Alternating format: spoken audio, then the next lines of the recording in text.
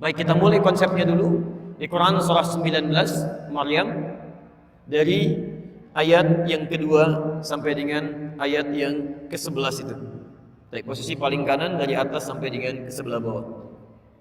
Saya mau berikan teorinya dulu sebentar.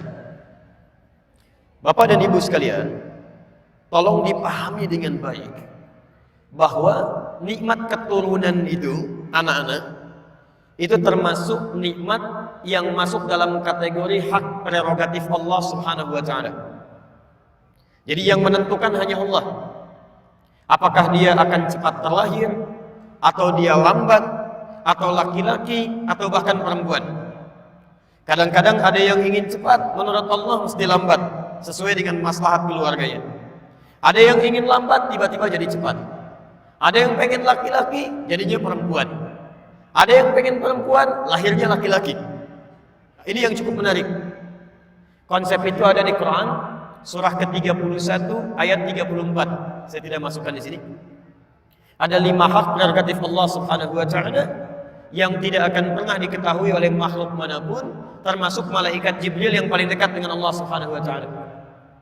Perhatikan kalimatnya. Quran surah 31 Luqman ayat 34. Innallaha 'indahu 'ilmus sa'ah. Hanya Allah yang akan mengetahui tentang kapan terjadinya kiamat. Jadi kalau ada isu mengatakan kiamat akan terjadi tanggal sekian, bulan sekian, tahun sekian, maka Anda bisa langsung pepikan itu.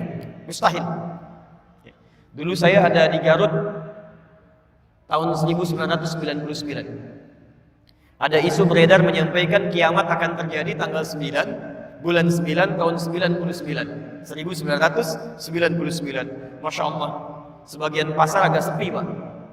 Sebagian tempat boleh agak sepi. Ternyata tidak terjadi.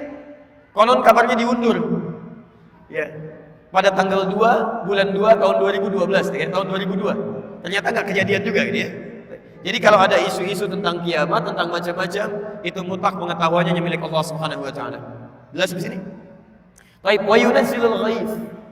Dan yang mengatur cuaca. Apakah di sini terjadi hujan atau tidak sama sekali? Di sini terjadi salju, di sini kering, ya. Itu hak Allah. Makanya tidak ada kepastian cuaca, yang ada hanya perakiraan cuaca. Tidak ada kepastian, yang ada hanya perakiraan cuaca.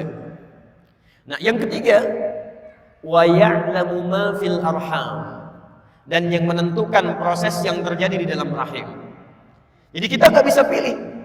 Walaupun Anda berikhtiar, ada metodenya, ini ya, supaya cepat bisa mengandung dan melahirkan. Kalau Allah belum berkehendak, belum bisa terjadi. Ini ya, supaya agak lambat ditahan-tahan kandungan. Kalau Allah tidak berkehendak, tidak akan terjadi. Mengandung ya mengandung. Lahir ya lahir gitu. Antum pengen laki-laki, tiba-tiba bisa jadi perempuan. Nah, yang harus Anda ketahui penting di sini, ternyata nikmat keturunan ini selain diatur khusus oleh Allah Subhanahu wa taala tentang qadarnya, juga telah ditetapkan oleh Allah berdasarkan maslahat di rumah tangganya. Jadi tidak ditetapkan oleh Allah terlahir seorang anak kecuali akan melengkapi kekurangan yang ada di kedua orang tuanya. Antum mengharapkan perempuan, tiba-tiba lahir laki-laki. Karena yang dibutuhkan untuk melengkapi sifat orang tuanya memang anak laki-laki. Selanjutnya mungkin laki-laki lagi. Selanjutnya bisa perempuan dan seterusnya. Dan hukum ini, tolong garis bawahi, berlaku untuk seluruh kalangan manusia. Tidak peduli apakah dia seorang nabi, rasul, atau manusia biasa sekalipun. Kalau sudah Allah berkehendak, maka akan terjadi sesuai dengan keputusannya. Kita ambil contoh seorang nabi yang dekat dengan Allah Subhanahu wa taala, yang rajin ibadah, yang takwanya luar biasa, tapi selama hidupnya telah puluhan tahun ternyata belum mendapatkan anugerah keturunan. Namanya Nabi Zakaria. Kita kenalkan dalam bahasa Al-Quran. Kaf ha ya ain sad dzikru rahmati rabbika 'abdahu Zakaria. Masya Allah.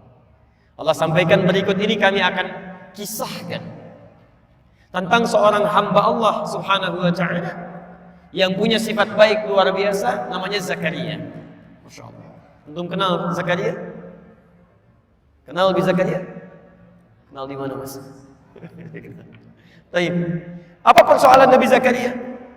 إذ نادى ربه نداء خفيا قال رب إني وهن العظم مني واشتعل الرأس شيبا ولم أكن بدعائك رب شقيا. Masya Allah. Ini maaf, Nabi dekat dengan Allah, orang paling takwa di masanya, sudah berumah tangga puluhan tahun, dilukiskan dalam Al-Quran, maaf, rambutnya sudah memutih, fisiknya sudah letih. Dalam masa ini istrinya divonis secara medis, maaf, tidak mungkin punya keturunan, monofos dan mandul. Jadi istrinya divonis monofos dan mandul, suaminya juga sudah sepuh, ya sudah fisiknya mulai letih, rambutnya sudah mulai memutih, kata manusia mustahil punya keturunan.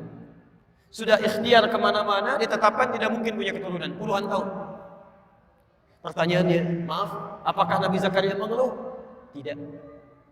Apakah Nabi Zakaria protes? Tidak. Apakah beliau putus asa? Tidak. Di Anda bisa bayangkan, ada Nabi dekat dengan Allah, orang paling takwa, sudah mulai letih, fisiknya sudah letih, rambutnya sudah memutih, diuji oleh Allah belum punya keturunan, tapi tidak pernah mengeluh kepada Allah Subhanahu wa taala. Tetap berdoa, berikhtiar dan yakin dengan ketetapan Allah Subhanahu wa taala. Sekarang bandingkan dengan kita misalnya. Anda Nabi bukan, Rasul bukan, takwanya tidak setaat Nabi Zakaria. Jaminan surga belum ada, hisab masih menegangkan, amalan masih berantakan. Baru 2 bulan, 3 bulan diuji belum punya keturunan, Anda sudah mengeluh. Dan kadang-kadang mengeluarkan kalimat-kalimat yang tidak pantas kepada Allah Subhanahu wa taala. Di mana kita perbandingannya dengan Nabi Zakaria? Jadi dalam konteks ini, yang pertama, ketika seseorang sudah berumah tangga, kemudian berusaha untuk mendapatkan keturunan, tapi tidak secepat yang dia harapkan, maka di sini Al-Quran turunkan bagaimana ikhtiar yang sabar untuk memohon kepada Allah Subhanahu wa taala. Jelas di sini? Baik. Saya teruskan dulu. Sekarang saya berikan kuncinya menurut Al-Quran. Lalu bagaimana kemudian Nabi Zakaria berikhtiar sampai akhirnya nanti mendapatkan keturunan dengan vonis dari manusia sudah nggak mungkin dapat itu. Quran surah ketiga Ali Imran ayat 38 sampai 39, posisi paling kanan sebelah atas di mushaf. Nanti Anda ambil rumus ini untuk diterapkan dalam kehidupan kita ya. Saya agak lambatkan uraiannya. Bismillah. Teman-teman perhatikan kisahnya. Hunalika da'a Zakaria rabbah. Maka di mihrabnya, saya ulang, di mihrabnya Nabi Zakaria bermohon kepada Allah Rabbi. Qala rabbi habli min ladunka dzurriyyatan thayyibah innaka sami'ud du'a. Kemudian beliau menunaikan salat, meminta kepada Allah Subhanahu wa taala. Saya turunkan sebentar. Saya enggak hapus dulu ini ya, kalau saya hapus barangkali sebagian bagi Anda belum bisa mendapatinya. 1, mihrab. 2, salat. 3, doa. Nanti saya turunkan ayatnya. Perhatikan, fokus. Saat semua orang mengatakan mustahil kamu punya keturunan, gak mungkin terjadi ini pada kamu, sudah gak bisa ini, maka ajaran Quran menyampaikan kepada kita, saat semua makhluk sudah mengatakan ini mustahil, maka tinggalkan semua perkataan makhluk. Mohonlah kepada Allah Sang Khalik yang tidak punya batas dalam kuasanya. Jadi kalau Anda sedang mengalami peristiwa dalam kehidupan dunia, kemudian semua orang mengatakan itu mustahil, tidak mungkin, tidak bisa, itu tanda dari Allah Subhanahu wa taala yang pertama agar meninggalkan semua pendapat manusia dan langsung bermohon kepada Allah Subhanahu wa taala. Ini rumusnya. Baik. Bagaimana cara bermohon ya? 1, cari satu tempat yang sekiranya bisa lebih mendekatkan diri Anda dengan Allah Subhanahu wa taala. Di Quran itu ada 3 tempat yang dimuliakan. Bila Anda bermohon kepada Allah dan melakukan ibadah di dalamnya, itu akan lebih cepat tersambung dengan Allah Subhanahu wa taala. Saya agak cepat. 1, namanya masjid, dan kita berada di dalamnya sekarang. Quran surah kedua Al-Baqarah ayat 114, Quran surah 9 At-Taubah ayat 18. Yang kedua namanya musalla. Musalla. Quran surah kedua Al-Baqarah ayat 125, posisi paling kanan di pertengahan, ke bawah sedikit. Wa idh ja'alna al-baita mathabatan lin-nasi wa amna wattakhidhu min maqami Ibrahim musalla. Yang ketiga, ini yang jarang diungkap. Namanya mihrab. Mihrab. Hati-hati, namanya mihrab. Quran surah ketiga Ali Imran ayat 37 sampai dengan 38. Mihrab ini sering dipahami keliru oleh sementara orang. Kalau disebutkan mihrab, yang terbayang adalah tempat imam di depan dalam memimpin sholat. Padahal dalam kalimat fikih yang disebut dengan mihrab itu adalah tempat yang dikhususkan untuk kepentingan ibadah saja dan tidak harus luas. Ya, walaupun rumah Anda cuma petakan misalnya, ya, misal saya pernah mengontrak cuma petakan Pak, tapi kita sediakan satu bentangan selebar sajadah yang kita jadikan mihrab di situ. Jadi hanya untuk ibadah saja.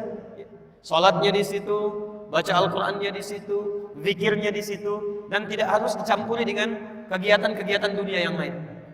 Jadi kalau mau makan, jangan makan di situ. Kalau mau baca Quran, jangan baca di situ. Anda lihat handphone, keluar dari situ. Itu mihrab. Nah, kalau Anda punya tempat seperti ini, disebutkan dalam Al-Quran, mihrab itu termasuk satu-satunya tempat yang jika benar Anda miliki dan ibadah di dalamnya akan mempercepat terkabulnya doa. Akan mempercepat terkabulnya doa. Ya. Bahkan rezeki Anda yang sulit pun, bila Anda memiliki mihrab khusus untuk ibadah, itu diantara yang tercepat untuk mengantarkan rezeki kepada Anda. Seperti nanti saya kisahkan bagaimana seorang Maryam dibuatkan mihrab oleh orang tuanya, sampai-sampai rezekinya Allah yang antarkan langsung di situ. Ya, hadir di dalamnya maksudnya. Nah, sekarang Nabi Zakaria divonis tidak mungkin punya keturunan, mustahil. Maka yang beliau lakukan pertama kali adalah membuat mihrab. Kemudian apa yang dilakukan di situ? Beliau bangkit tunaikan salat dan berdoa memohon kepada Allah Subhanahu wa taala. Dari mana taunya salat kemudian menunaikan doa di sini? Lihat ayat 38 sampai 39-nya. Hunalika da'a Zakaria rabbah. Di mihrabnya Nabi Zakaria menunaikan salat dan berdoa kepada Rabbih. Qala rabbi habli min ladunka dzurriyyatan thayyibah innaka sami'ud du'a. Ya Allah, hamba mohon ya Allah. Semua makhluk mengatakan hamba tidak mungkin punya keturunan. Sekarang hamba hanya mohon kepadamu saja yang tidak punya batas dalam kuasa. Engkau pasti mendengar doa hamba.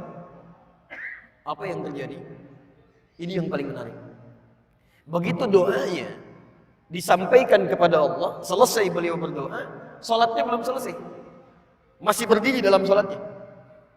Dalam bahasa Arab, berdiri itu disebut dengan qaim, qaimun. Artinya berdiri.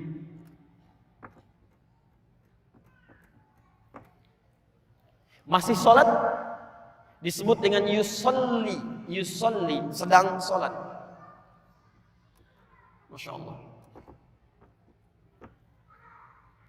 Ini beliau berdoa dalam salatnya, belum selesai salatnya, baru selesai doa, salatnya masih berdiri.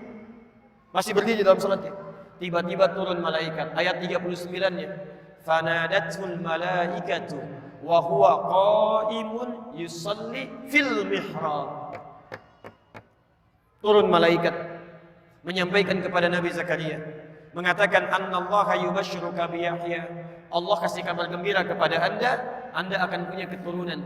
Bahkan namanya langsung dari Allah, Yahya. Artinya hidup.